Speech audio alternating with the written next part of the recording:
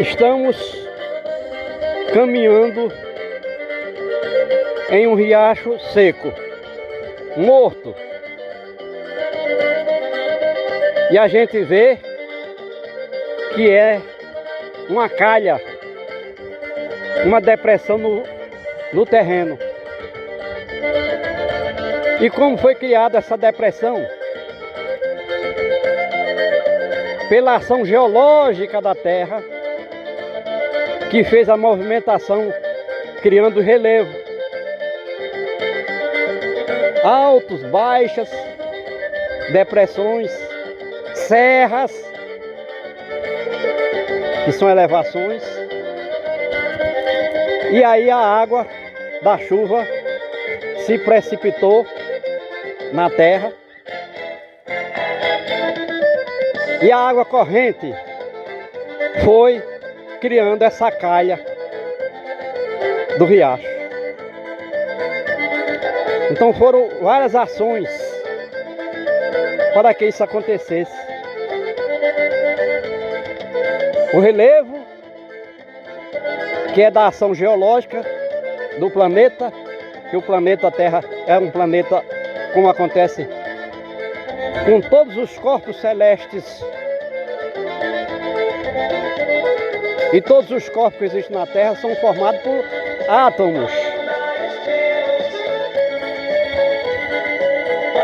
Pelo menos 90 elementos naturais, 90 átomos diferentes, em forma de minerais, de gases, de água, de massa orgânica vegetal, massa orgânica animal. É dinâmico, todos esses seres que se constituem de átomos, que é uma fonte de energia, que criou tudo a partir de uma ordem sobrenatural, de um Criador onipotente, onipresente, onisciente. Então tudo aqui foi criado por uma ação sobrenatural, quando não existia tempo e nem espaço. E aqui está a obra. Nós estamos caminhando no riacho que já foi perene, por conta da grande oferta de chuvas que existiram aqui. E por conta da grande oferta de chuvas, de mais de 1000 milímetros ao ano, aqui existia uma massa vegetal que poderia chegar a 7.000 metros cúbicos de massa vegetal por hectare. E consequentemente, criar vida animal diversificada. Milhares e milhares de espécies. Então, isso aqui foi tudo desmatado ao longo de dezenas de anos, talvez 80 anos. E aí, 99% das plantas que existiram aqui, a nível de árvores e arbustos, desapareceram. Foram eliminados para os campos de lavoura e pastagem do gado. Então nós estamos caminhando aqui no riacho. Riacho seco, morto, que passa até 8 anos sem ter água corrente aqui. Por quê? Porque as chuvas, embora permaneça ainda acima de 500 milímetros ao ano, a média, elas acontecem em curto período e distanciadas entre si em até 20 dias entre duas chuvas. De modo que quando chega a água da segunda chuva, a água da primeira já desapareceu nas plantas, no solo, no reservatório. Nós estamos fazendo essa explicação insistentemente porque existem formas inteligentes, científicas, para se captar e se armazenar água da chuva sem perda, sem fuga. E como a gente disse em água da chuva, água doce no estado líquido,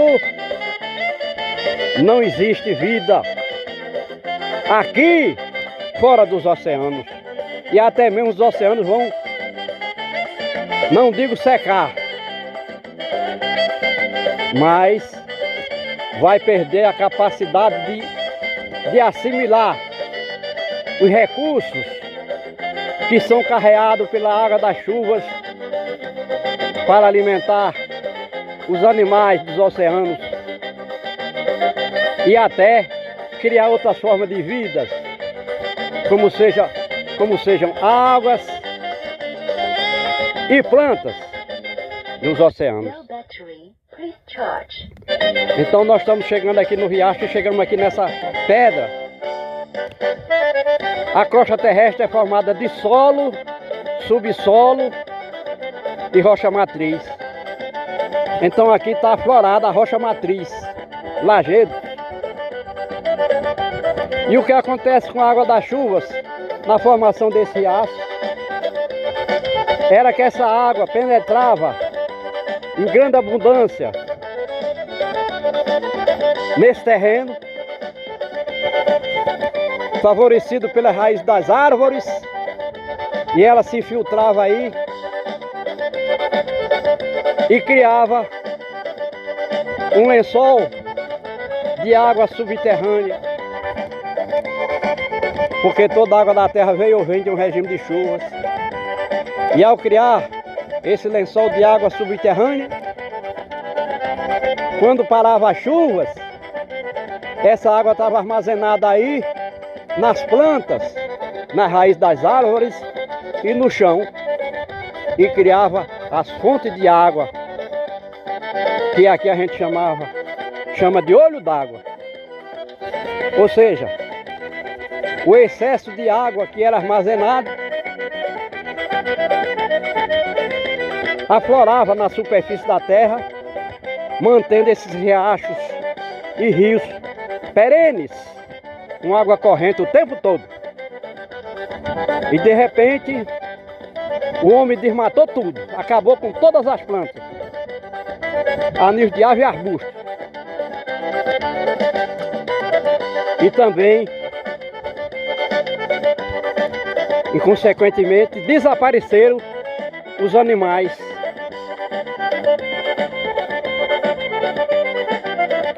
Os animais que a gente fala é os animais da fauna.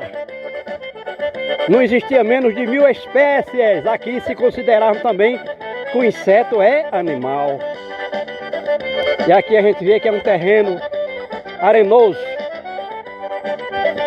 Portanto, sofre com qualquer chuvinha que provoca essa erosão aqui, transformando tudo em terra e areia, assoreando o riacho e consequentemente vai assorear os açudes. Então nós estamos explicando aqui, dando uma informação científica que não existe em qualquer outro trabalho de educação ambiental no Brasil e provavelmente na Terra. E as pessoas que têm acesso a um trabalho desse nível tornam-se pessoas cientes e conscientes. Porque a gente sabe que até mesmo nas universidades, as pessoas que frequentam a universidade dizem que a água da chuva é suja, contaminada, poluída de fato, mas por conta das atividades do homem aqui na litosfera. E consequentemente ele deixa a água da chuva bater no chão, porque não tem outro jeito, e vai tentar furar um poço tubular aqui, que pode chegar a 200 metros e não ter nem petróleo, porque a água não está mais aqui. Essa água que se filtrou aqui em milhares de anos, ela desapareceu, porque à medida que ia secando a superfície da terra, por conta do desmatamento, da eliminação da cobertura vegetal, que é o quinto elemento da natureza, aquela água lá de baixo foi sendo sugada pela terra seca, e o lençol secou, ou ficou salgado. Aí alguém disse que a água da chuva Pensa e imagina que o sal que está aqui embaixo nessa terra,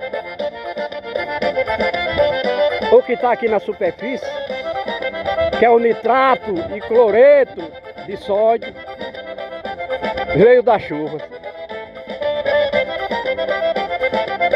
Da chuva ácida não é verdade, porque cloreto de sódio é cloro e sódio, que faz parte do chão, que faz parte das plantas que desapareceram aqui e viraram cinza. E o nitrato de sódio é ácido nítrico criado pela queima de madeira verde nas coivaras, nos incêndios, nas fogueiras juninas, que foi para a atmosfera. E esses corpos fazem parte da fumaça, da fuligem, atraíram os gases hidrogênio, nitrogênio e oxigênio, criando o ácido nítrico, que é um ácido, um gás ácido. Então nós estamos explicando aqui que essa transformação que aconteceu aqui é da ação do homem. Nós estamos caminhando numa infinidade de riachos secos, mortos, que significa dizer que não teve água para os açudes. Aqui no Rio Grande do Norte, por exemplo, no momento, apesar de já ter chovido em algumas áreas mais de 500 milímetros, no Rio Grande do Norte, 500 milímetros de chuva, 500 litros de água por metro quadrado, as reservas hídricas do Rio Grande do Norte estão reduzidas a menos de 50%. Significa dizer que a partir de agora, o governo e a comunidade científica vão gritar seca, seca, seca, para tentar tirar recursos por intermédio de seus deputados federais, senadores, tirar recursos do governo federal, como já acontece há 200 anos. Pode cair um dilúvio aqui, que essa água vai desaparecer imediatamente, porque o homem ainda não tem capacidade intelectual para captar e armazenar a água da chuva de modo a ela não fugir e não se contaminar.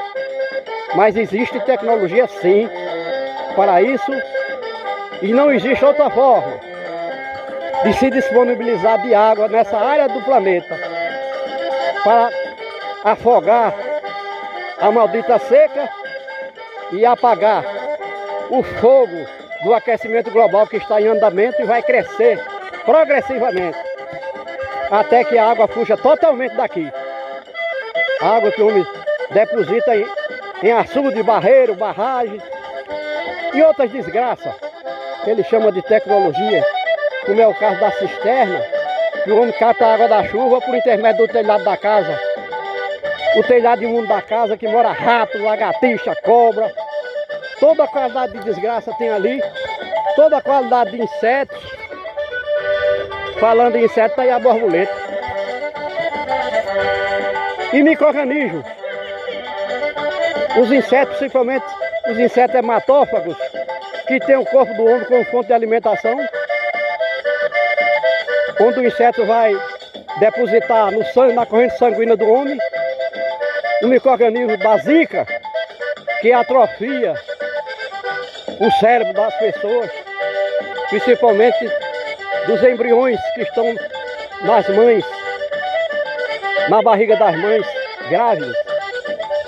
A microcefalia, que tem trazido tantos danos, é transmitido por um inseto que injeta na corrente sanguínea do homem o micro-organismo que causa essa desgraça no homem, porque o homem sem cérebro nem animal é. Nem animal é. O homem com microcefalia nem animal é. É capaz de criar, de entender, de falar, de raciocinar, de ser gente.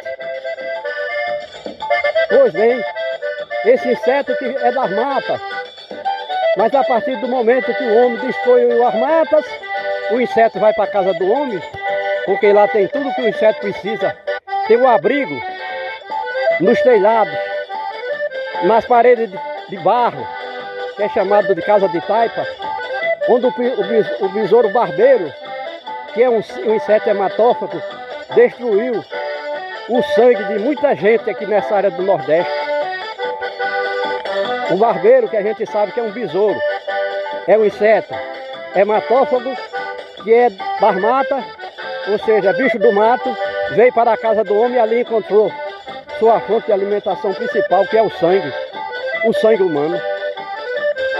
Então, dengue, muriçoca, todas essas doenças que causam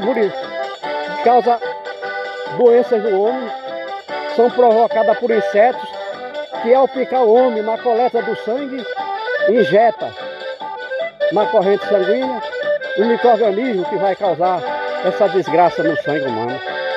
No sangue só não, no cérebro. Ou seja, sem cérebro não existe ser humano sem cérebro. Por isso é que 16 espécies de hominídeos já desapareceram da Terra, porque tinham um cérebro menor, uma massa encefálica menor do que 1000 centímetros cúbicos. E hoje o homem já tem capacidade de ter em sua massa encefálica um volume de 2000 centímetros cúbicos, o que torna racional. Basta exercício de qualidade no meio. Entendendo o meio, o homem entende a si mesmo, porque nós somos a essência sobrenatural do Criador de tudo que existe na Terra e no universo, de todo mundo. Tudo, inclusive o tempo e o espaço.